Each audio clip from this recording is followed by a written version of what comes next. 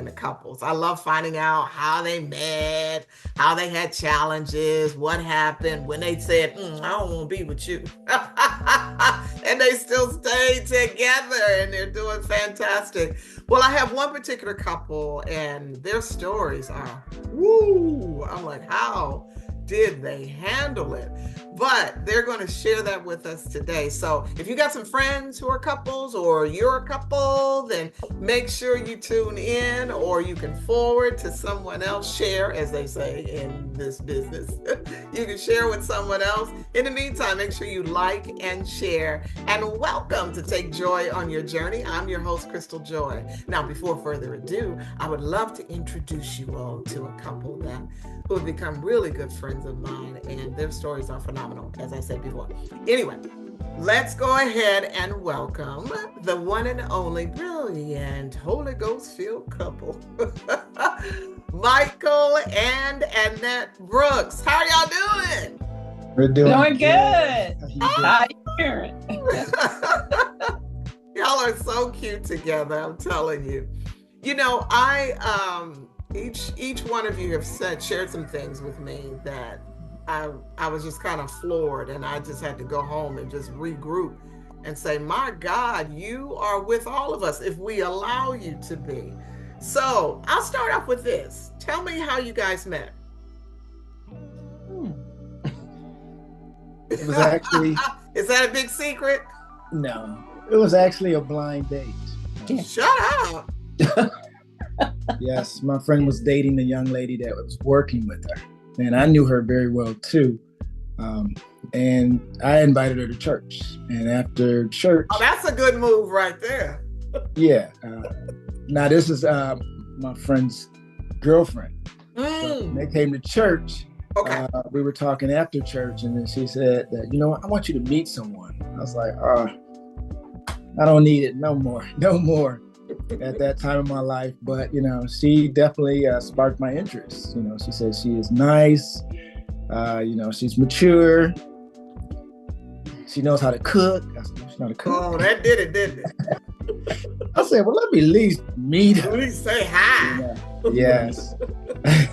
And she just said, she works out and everything. So I was like, okay, so she stays in good shape and she knows how to cook. So those are a couple things that sparked my interest. So I said, check it out. Mm-hmm. Why did you want to hesitate? At that time, dating on and off, you get kind of tired. And I was more or less tired at that time. But yet and still, it seemed like it was the best time for me, at least. Okay. Well, what about you, Annette? It's a smile that you all have when you look at each other. It's so funny to me. Okay. So, Annette, your turn, yes, sweetheart. That same friend asked me, she said, I've got somebody I want you to meet. Wait a minute. It was the same friend that knew both of you? Yes. Wow. I worked out with her. Okay. Yes. And so she said, I have somebody I want you to meet. And he's really nice. He's a little younger than you. I said, oh, okay. I said, you were like, is he 18? I thought about that, but I didn't say anything. But she said, and I really want you, he's a really nice guy, and I really want you to meet him. And I said, Janie, I'm too old for this. I really don't want to keep doing that. Now y'all know her name. Oh, sorry. It's anyway, okay. It's all good. Yeah. You have great things to say about her. Yeah, she's beautiful. And I said, no, I don't think so. And she said, come on. So she just kept bothering me about it. And I said, okay, Jane. Okay. All right, Jane. So we met. She said that he's going to be coming down the escalator because we were doing inventory at the time. She was at work. And I was at work. Okay. So. Oh, so you work with her and you work out with her. Yes. Wow, that's a close friendship. Yeah. Okay. So there was 3 gentlemen coming down the escalator. Now, I didn't know which one she was talking about. And the first gentleman was like, oh my God, that can't be him. And then I was like, please don't let that be him. And then I said, Janie, which one is it? And she said, oh, it's the one in the back. I said, what a relief, huh? Yeah. And so he finally came down the stairs and he just started talking to me, and he seemed to be okay. But I was like, I in my mind, I just kept saying, I'm too old for this. I don't want to do this. I'm too old. And then he said, well, I hear you can cook. When you gonna cook me something? I said, what? Hold up.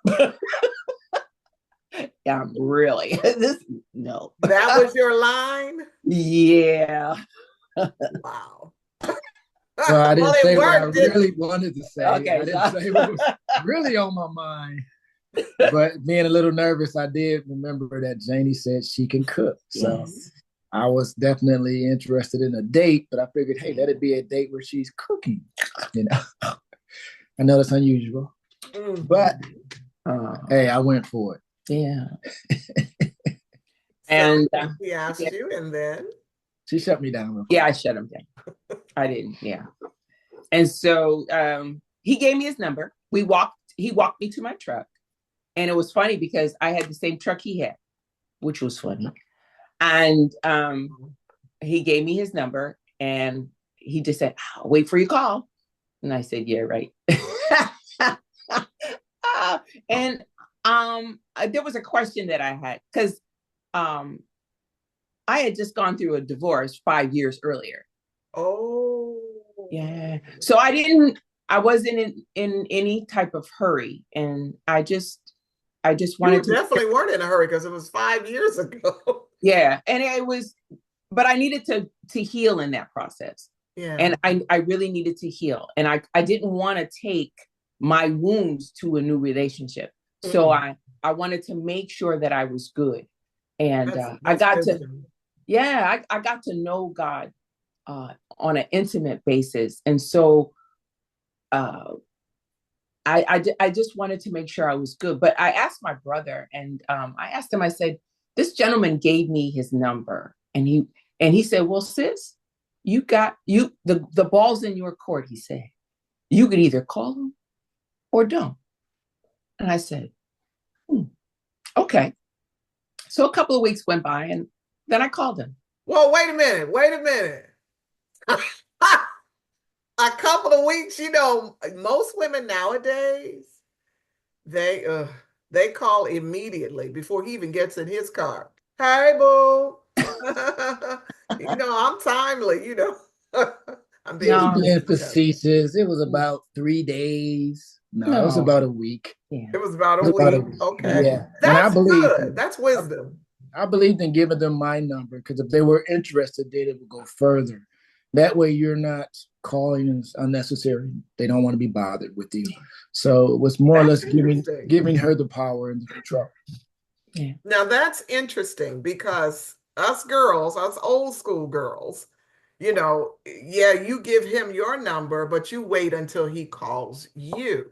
So I think that's really interesting, the approach that you took. Thank you. It worked. Yeah, it worked. Obviously. Continue, Annette. And so I did call him. And we talked. And I got to hear his heart. And we went on a date. But I was still always mindful that I'm 8 years older than he is. And that was always a play in my head.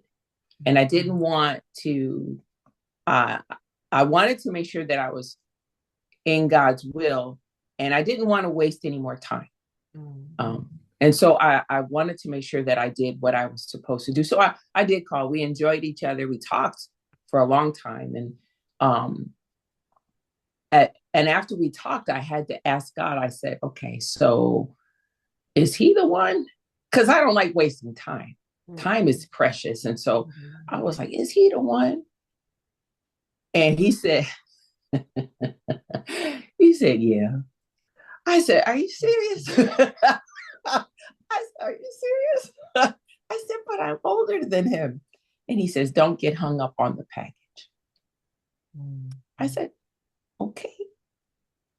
Well, that felt kind of scary though, didn't it? Yes, it Like, was. am I going to have to raise a man?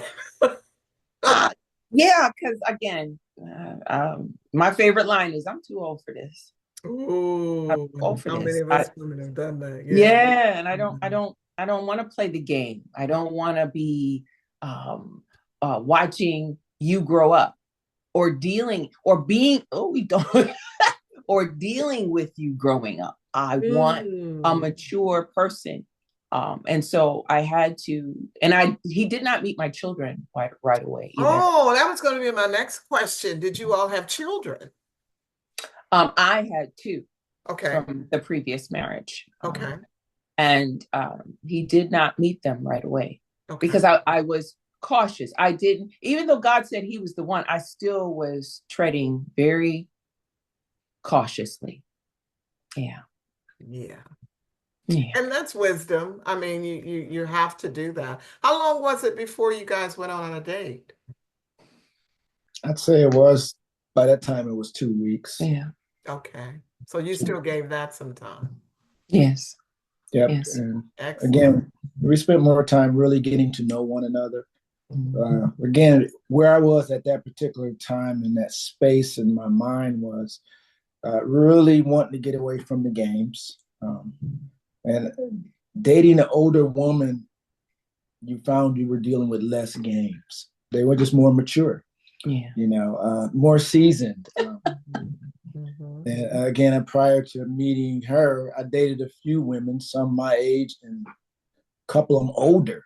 And I found the older ones to definitely be more up my alley, which I found to be more intriguing, challenging also. At the same time, the maturity was just there.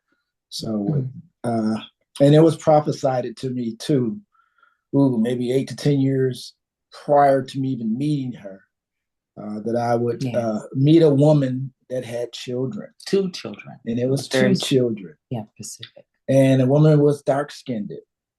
Wow. At the time. That was very specific. The Lord showed you that? Yes, a woman I did not know prophesied that to me. Wow. At the time, and at the time I'm dating a light-skinned woman. So I don't receive. You're way off base. Way off base. Right, you got to go. Yeah. To be direct, I was kind of rude to the lady who prophesied it to me. I took it offensive. Why? Because I was in love with the woman I was with. I didn't want to hear nothing contrary to who I was with. What you were feeling at the time. Right. So I did not receive it, rejected it. But years pass, I've learned you can only control what you do. You can't control what someone else does. So I gather there was a challenge in that relationship with the light-skinned girl. Yeah, I said I'd never leave her, but I can't control her leaving me. So when that How happened, did that affect you? It broke my heart, but at the same time, it was a good thing, because once your heart is broke, I think it puts you in a place of humility. I think it makes you less acceptable to wanting to be the one that breaks someone else's heart. I believe that's different. That's different, because usually, and I wouldn't say usually, but a lot of times you see where if somebody had their heart broken, they go on a rampage and they try their best to be as cold-hearted and cruel to the next 10 different people. Never mind, just one. So what made you make up your mind? Well, was it immediate that you felt, humbled by it, or was it over time? It was over time. I still didn't like being alone, so I still dated, but nevertheless, the unfair part was dating other women and really not giving them a full chance, because I had an expectation of the love that I received prior. And if they didn't match it, they were only going to get so far. But I've always treated them well, respected them, and things of that nature. But it was a part of me that just would not fully give. And that was the part I believe the Lord was dealing with me on, and so when I met her, it still was met Annette. It was still blind. I was blindsided.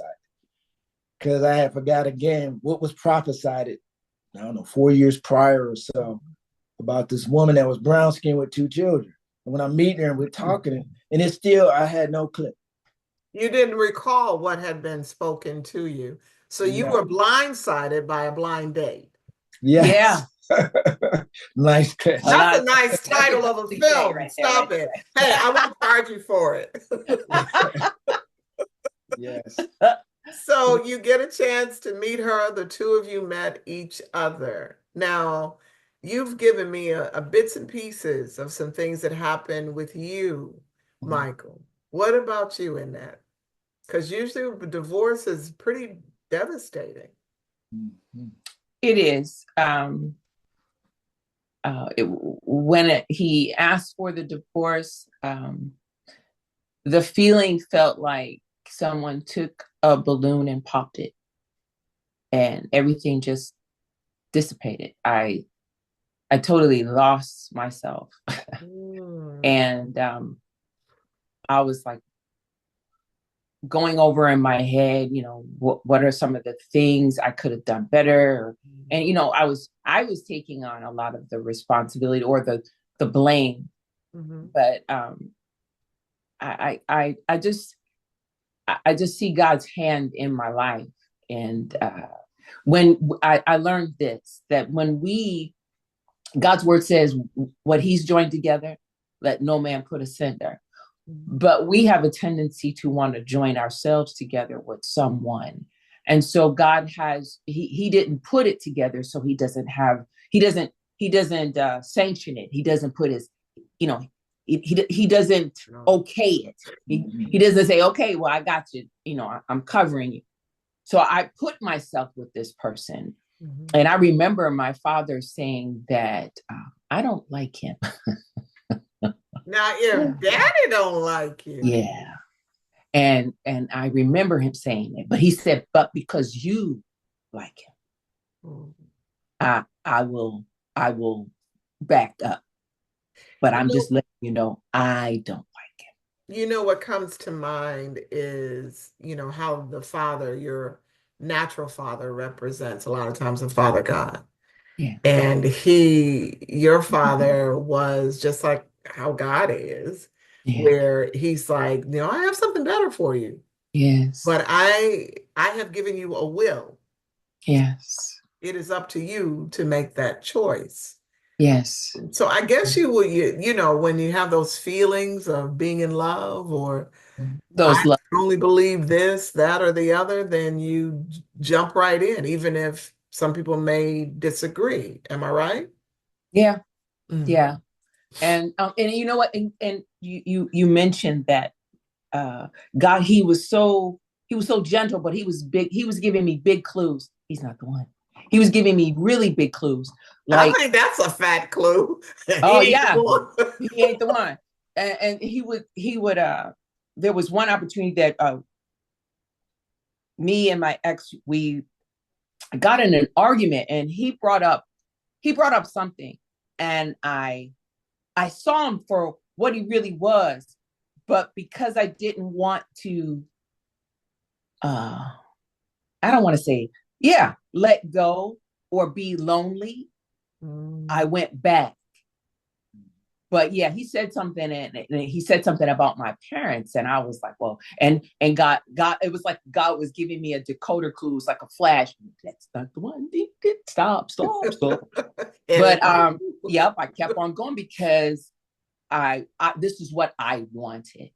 And but out of that marriage came 2 beautiful children. And I did learn. He left, and in fact, God was so gracious. When he left, God, and I was on a road trip, and I had the kids with me. So when he left, and God whispered in my ear and said, "He's gone." And I was like, "Really?" And I'm driving myself back. So when I arrive, the kids just go on in, and they go to their room, but I started looking around. I looked in the closet. All of his things were gone. And I said, okay, I hear you. but what I was seeing was God was drawing me closer to him. I was actually now listening, because everything that I thought I knew, everything I thought I trusted in was now gone. And I had to rely on God. And you know, he allows you to go to a place where you have no other recourse, no other hope but to look to him. I couldn't do nothing else but look to him. And so I had to find myself in him. And I could recall sitting in a rocker that I had. You know, whenever you talk to the Lord, you kind of go back to the same spot, right? You go back to the same chair, you go back to the same room, and you because you know he's there. That's where he meets me. And so I went to this rocker, and I would sit in that rocking chair, and I would rock and rock, and I would just say, I'm so lonely, God. God, I'm so lonely. And I know that God has a sense of humor, because in my rocking in that chair and in my saying, I'm so lonely, my ex drove up. Yeah. And I saw him, and I said, oh, you got jokes, God. I'm not that lonely. I stopped saying that, because I realized what I was calling forth. And I said, no, I'm not that lonely. And it gave me more opportunity to just be in God's presence. And yes, I was hurting. Yes, I was hurting. And, you know, I don't know how much more you want me to tell you. I mean, I don't. No, there's always a background. There's always a story behind everything that we do. You know, before the action, or there's a thought, or there is an event before people step into, you know, and we're going to talk about your financial business in just a minute.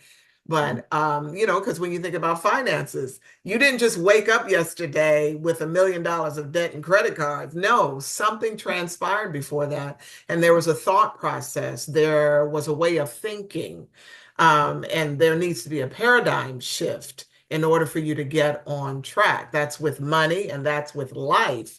So I'm loving everything that you shared. My next question is, you got 2 kids, and a lot of times women are like, nobody better mess with my babies. You know, I had to deal with Leroy, but I don't want anybody to harm my children. So at a certain point, Michael had not met your children. When were you comfortable, and how old were they? And when were you comfortable with him meeting them?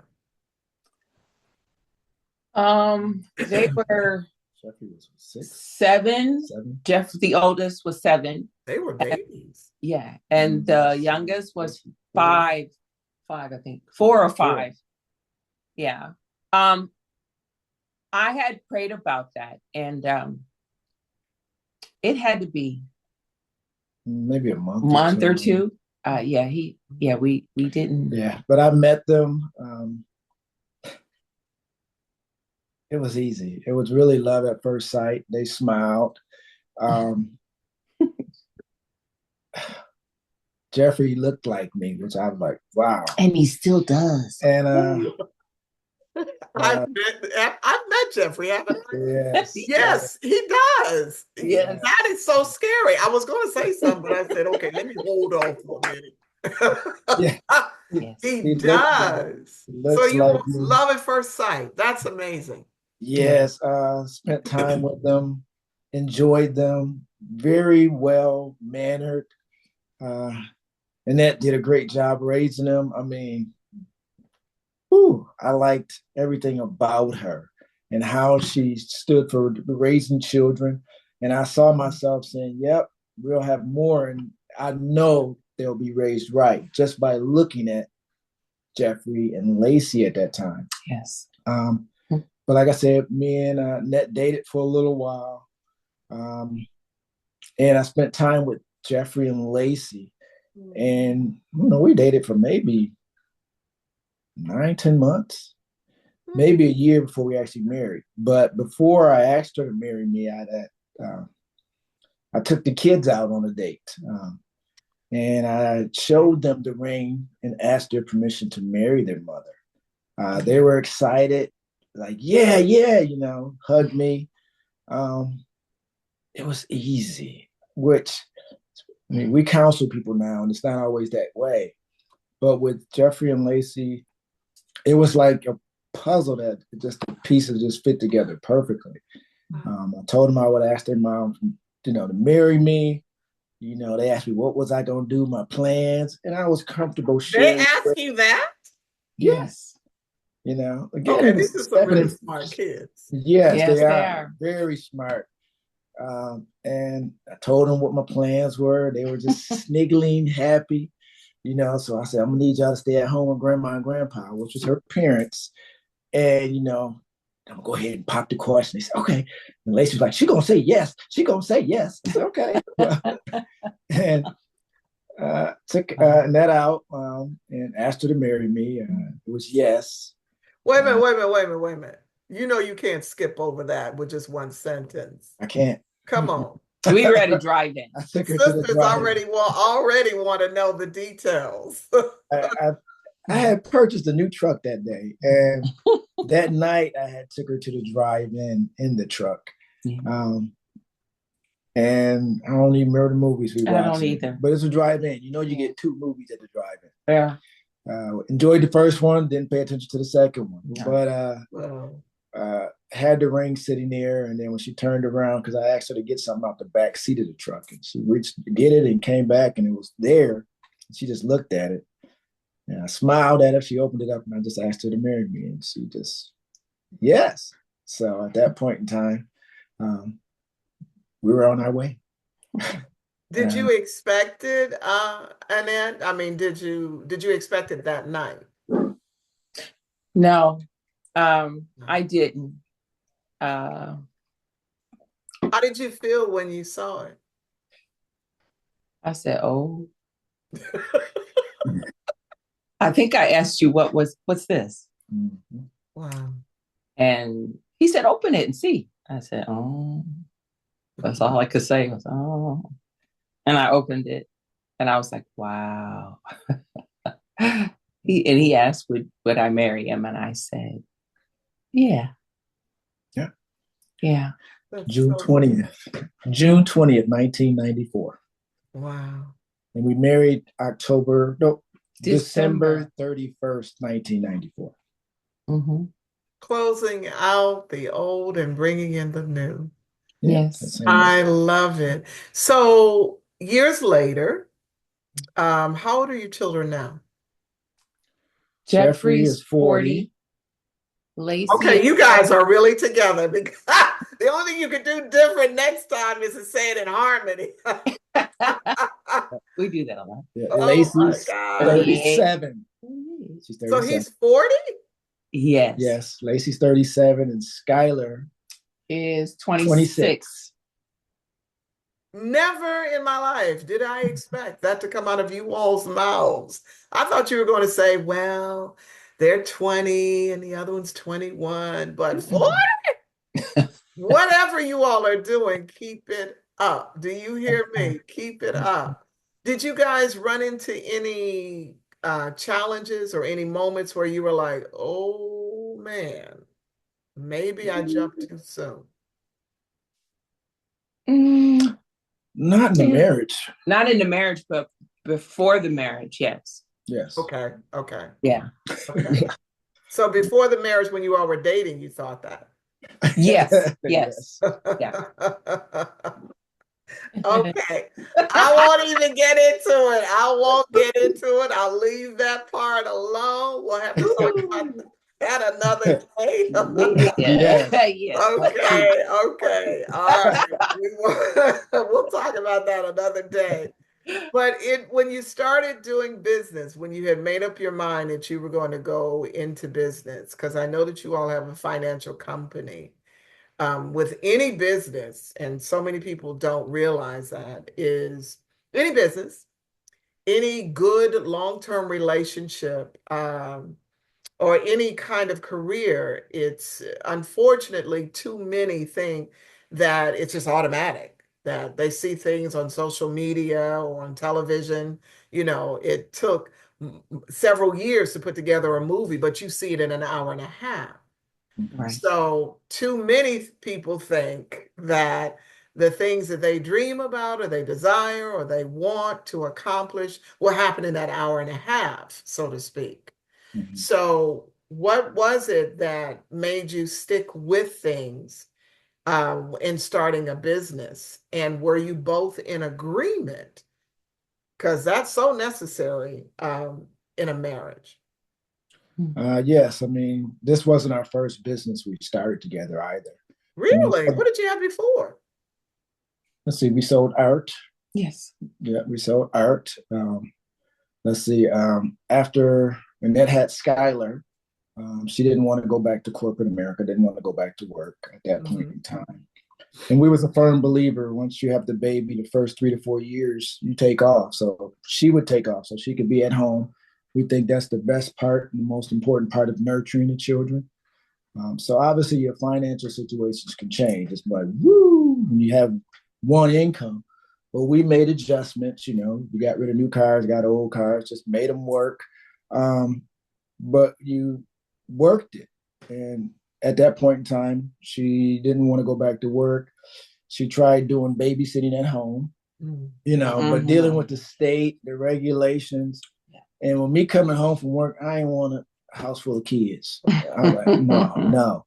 But you already had children, but you didn't want like everybody else's children.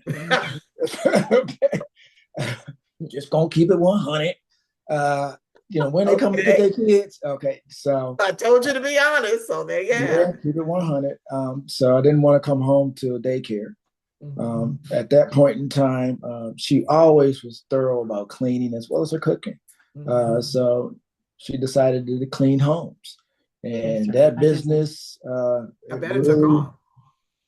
In favor of God. I mean, just the right people. And then once you do well with 1 or 2 clients, they refer you to other clients. And I mean, to have a guy who plays for the Buffalo Sabres, hockey. Oh, you mean that kind of money? That kind of clientele. Yes.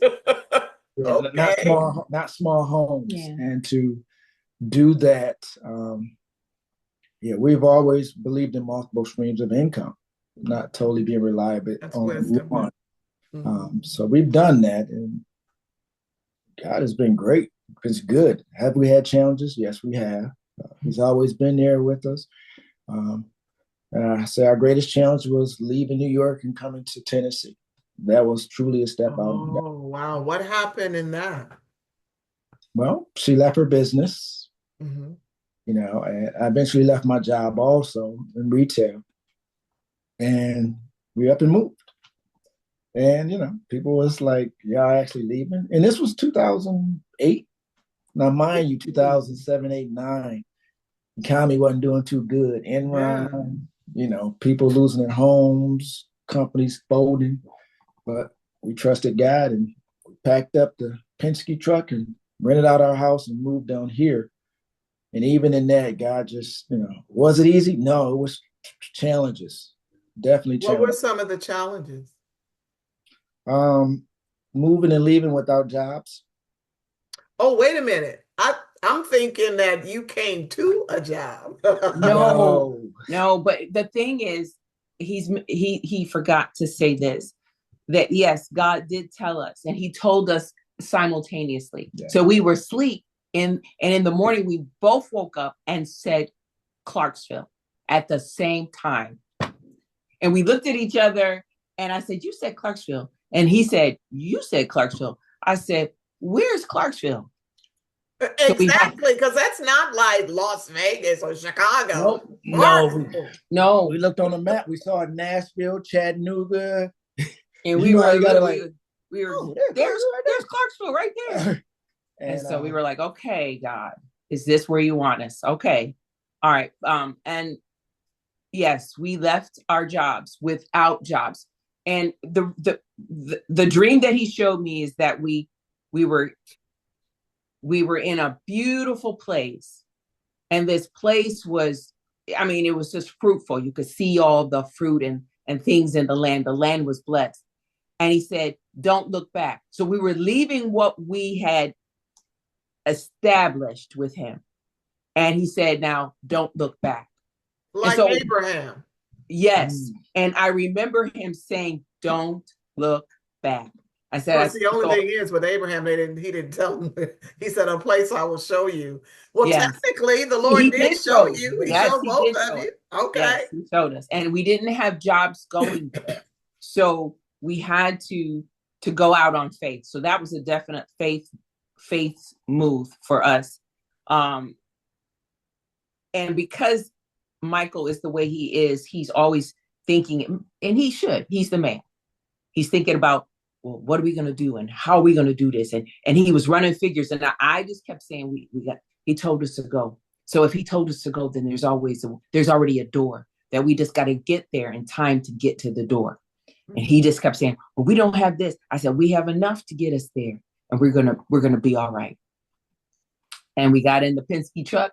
And I said in the car, when I shut the door, I said, don't look back. And we just kept on going. She was not going to be like Lot's wife. She no. I was going to say that. As he says, with an attitude. Yeah, I wouldn't carry the extra salt home. Oh, Lord. Yeah. So we didn't look back, and we got to Clarksville. Mm-hmm. And when we got here, we were like, oh, my God. We were here for ministry. But the beautiful thing was, again, leaving state of New York and the country the way it was, businesses closing and things of that nature. I'll never forget, I was coming in Route 79, and we're coming in Wilma Rudolph, and we're looking at all these restaurants and stores. And I mean, people are standing outside in lines, waiting like to go be seated. It was like taboo. We was like, what is going on here? I mean, it was like Clarksville was in a bubble. Then we realized and found out it's in a military town. They were still getting their pay on the 1st and the 15th.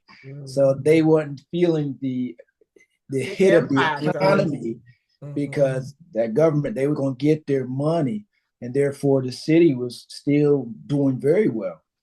So it was like, wow. And I remember being prophesied to by, at that time, Pastor Hennings, and he said, don't worry. He said, it's not the land that's blessed, it's the man that's blessed. So wherever the man goes, he will be blessed. I'll never forget that when he spoke that. Because again, God is moving you to a place. And my wife said it, I still want to try to connect the dots. And when I can't connect the dots, that does make me a little uneasy,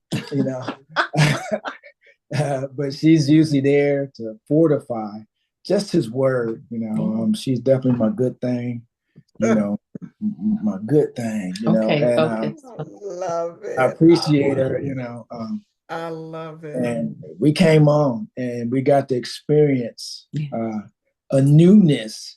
Was it fearful? Kind of, because we had family always within an hour or two, and now 4 states over. You got just Jesus.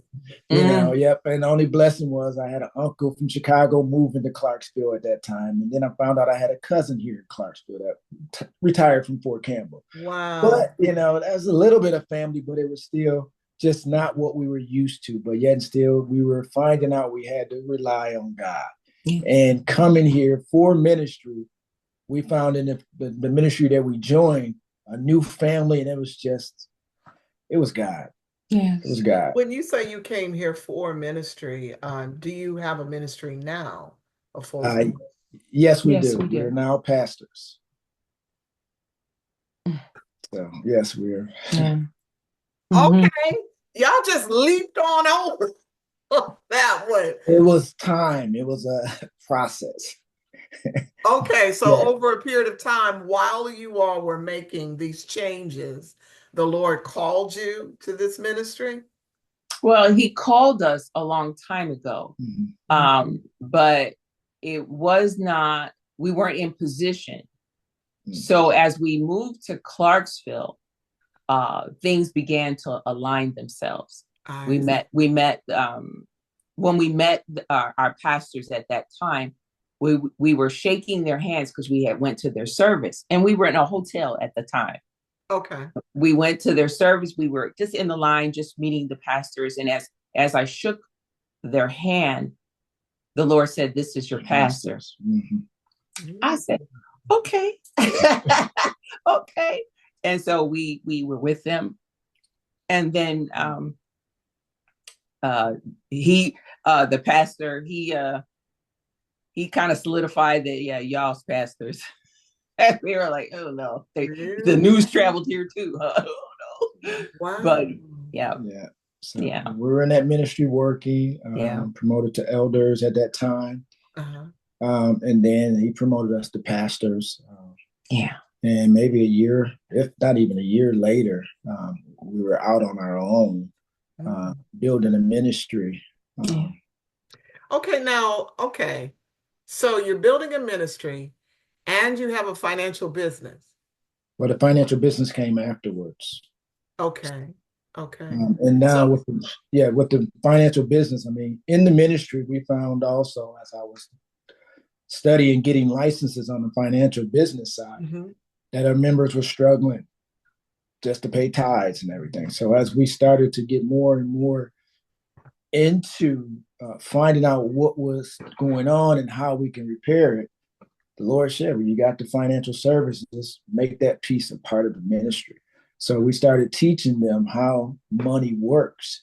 And what that did is that helped them to get away from, obviously, getting in debt, making bad calls, predatory lenders, helping them to keep that interest that they were paying in their own house, and just getting them properly protected, income replacement, investments, things of that nature. And my wife and I started with the counseling.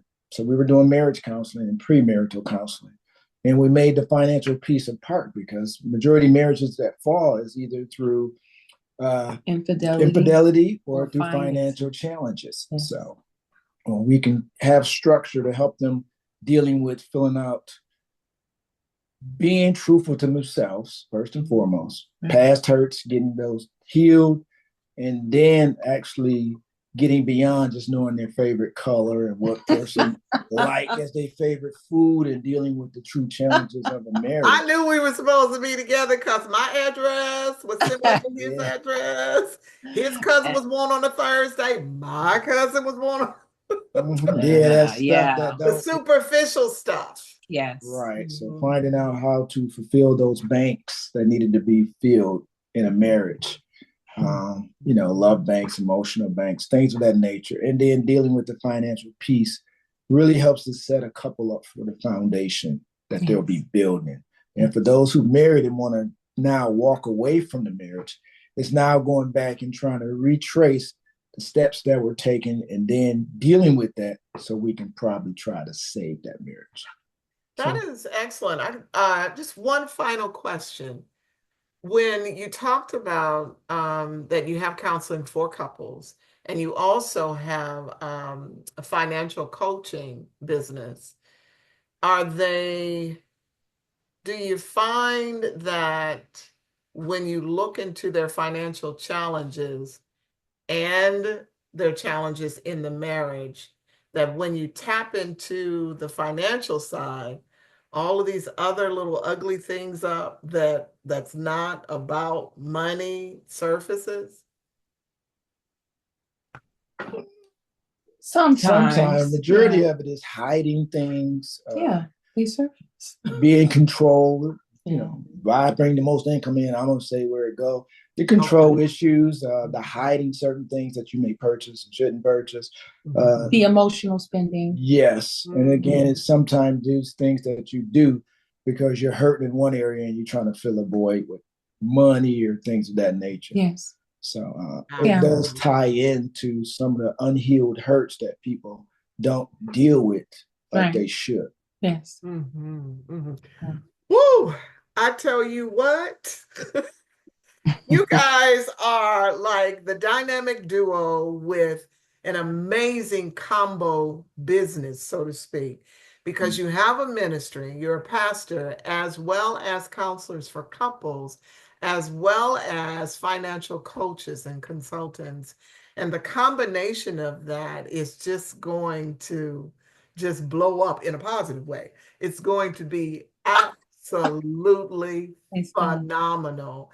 So I'm sensing that where you are now is just, you might have a few rumblings here and there, but the manifestation of the hard work and the hurts from the past and your wisdom that you have walked in. And I love how no matter what, you always talked about, well, then the Lord said, or I went to the Lord, which is where wisdom comes from. All of those things combined, there's just no telling for where God is going to be taking you guys. And more than anything is I'm so tickled that you shared it with me and all of my friends who are watching. So how can people get in touch with you, especially with couples? Or do you do premarital counseling as well? Yes, we do. Counseling. Oh, awesome. So couples that would like to get married and couples who are married and they're trying to stay married, how can they get in touch with you, even for the financial coaching? How can they get in touch with you? We do have Facebook page, United We Stand Ministries, Clarksville, Tennessee. Nice. They can definitely reach us there. The website was old, so just try Facebook, United We Stand Ministries, Clarksville, Tennessee. Okay. And you can inbox us there. We'd love to communicate, talk with you. Whatever you may need, we're here to serve. And that's what pastors do. We're service. That's it. Finances, we're here to serve. And we love people. And again, it's a blessing to be a blessing. Yes, every bit of it. I know one thing, there are so many things that you all share with me that we don't even have time to get into because it gets even deeper. And I want my listeners to know that it gets a whole lot deeper than what we can share in about 30 or 40 minutes. But no matter how deep it is, they are an example. Michael and Annette, you guys are examples of the fact that you can persevere with the help in Christ. And you can go through hard times and come out with joy. Yes. In the morning. Yes. My assistant pastor said one time when I changed my name, my last name to Joy, he said, "You know what joy means?" And I was like, okay, I know we're going to probably say something, try to say it deep. And he said, "Jesus over you." And it's profound in this particular moment because no matter what, you were always under the jurisdiction, you were always under the guidance of the Lord Jesus Christ. And that blesses me abundantly. Thank you so much, Michael and Annette, for coming on today. I should say Michael and Annette Brookes. So everybody knows Michael and Annette Brookes for being on today. Give your kids a huggy wuggy for me. They're just so wonderful. It blesses me so much that every time I get a chance to spend some time with you guys, you can just feel the love in the room. It's just like, what is that? And it's like, it's love. I love it. I love it. And I love you folks for joining us today and sharing in this powerful testimony. I thank you all for liking and sharing. And of course, pass it on to somebody else. Whatever time you're watching this, whether it's 10 years from now and I turn 25 again, or whether it's today or whenever. Thank you so much for watching. And I appreciate it tremendously. Remember to like and share. And if you would like to be on the show, if you know somebody that has a great testimony, just give me a holler at cjoyministries.com. Hey, whatever you do, no matter how hard it is, no matter how crazy it is, no matter how frustrating it is, speak to the Lord, listen to the Lord, and always take joy on your journey. I'm your host, Crystal Joy, and I'll see you next time. God bless.